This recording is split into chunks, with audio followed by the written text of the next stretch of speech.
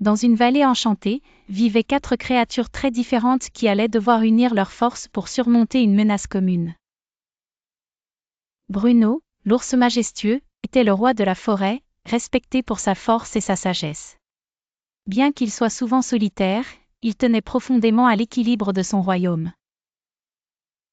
Célestia, une petite fauvette au plumage éclatant, était la messagère des cieux. Sa douce voix mélodieuse pouvait apaiser même les âmes les plus troublées. Elle passait ses journées à chanter et à voler d'arbre en arbre, apportant des nouvelles de la forêt à toutes les créatures. Vipérie, une vipère à la peau scintillante, vivait dans les buissons denses. Bien qu'elle soit souvent mal comprise à cause de sa réputation, elle était pleine de sagesse. Elle pouvait percevoir les dangers cachés et avait un sens aigu de la justice.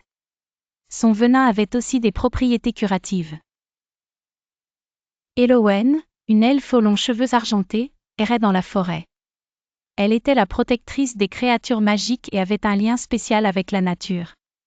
Son cœur était pur, et elle utilisait sa magie pour veiller sur la vallée. Un jour, une ombre menaçante apparut. Un dragon nommé Gorgon descendit des montagnes, cherchant à s'emparer des richesses de la vallée. Son rugissement résonna à travers les collines, et les créatures de la forêt tremblèrent de peur. Bruno, conscient du danger, convoqua une réunion d'urgence. Célestia, Vipérie et Elowen le rejoignirent, reconnaissant le besoin urgent d'agir ensemble. Nous devons défendre notre maison, déclara Bruno avec détermination. Mais nous ne pouvons pas le faire seuls. Célestia s'exclama, je peux voler au-dessus de la vallée et surveiller les mouvements du dragon.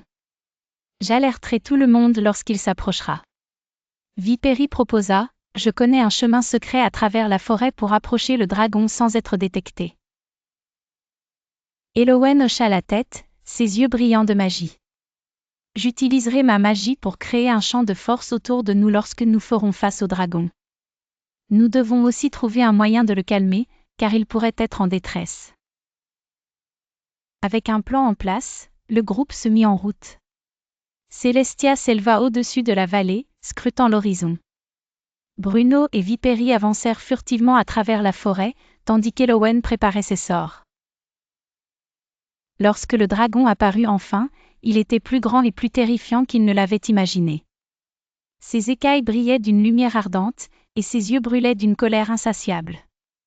Les animaux de la vallée s'étaient cachés, tremblant de peur. Bruno, avec bravoure, s'avança. « Gorgon, pourquoi viens-tu ici ?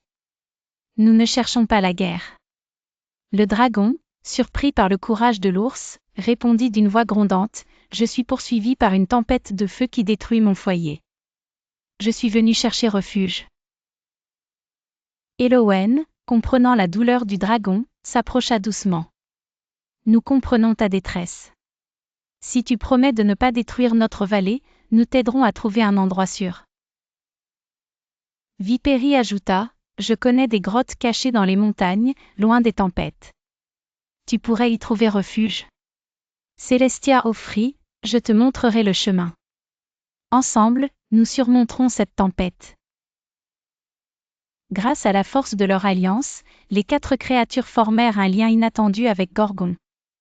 L'ours, l'oiseau, la vipère et l'elfe, unis par la compassion, guidèrent le dragon vers un nouveau foyer loin de la vallée. Ensemble, ils découvrirent que la véritable force réside dans l'unité et la compréhension, et que même les plus grandes différences peuvent être surmontées lorsqu'on se tient ensemble.